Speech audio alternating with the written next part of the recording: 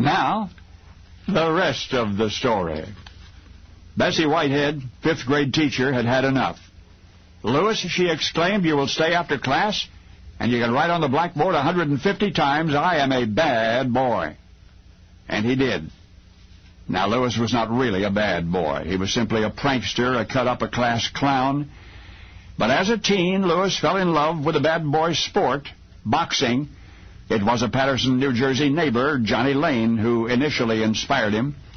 Johnny was on the fast track to fame as a prize fighter, tremendously impressed by Lewis's natural ability.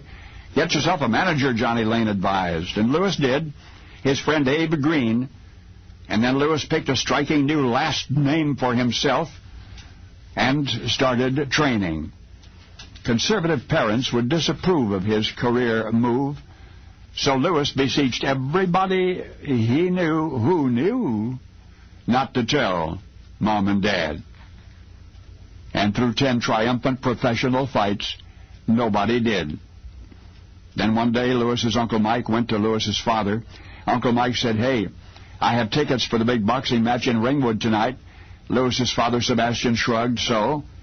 But Mike went on to explain that though he realized Sebastian was generally uninterested in sports, there was this new fighter, Lou King, whom everybody was talking about. Lou King, everybody agreed, was coming on strong in the fight game, and he was boxing that very evening.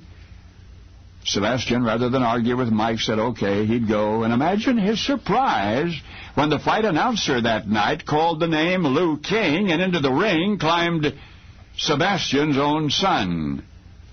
Well, Lou King won fight number 11. It was the one the following morning he was destined to lose. For by the time the victorious but battle-scarred boy came down to the breakfast table, his mother, Helene, had heard all about the night before.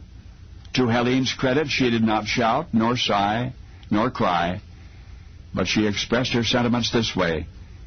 To Lewis, she said, "Do you remember when you were in the 5th grade and Miss Whitehead was very upset with you?" Lewis nodded. "You remember what she made you write on the blackboard 150 times?" Lewis remembered.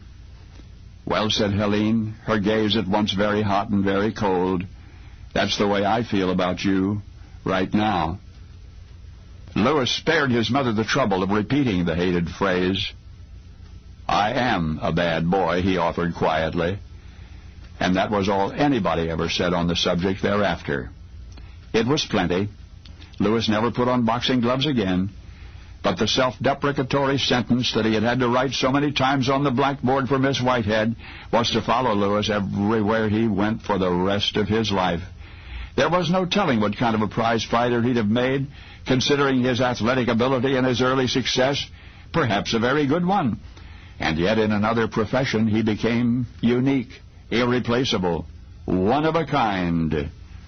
Not as Lou King, not even under his real name, Louis Francis Castillo. For once upon a tidal wave of laughter, there was a comedy team comprised of 2 verbal sparring partners, Bud Abbott and a self-described bad boy, Lou Costello. Abbott and Costello. Now you know the rest of the story.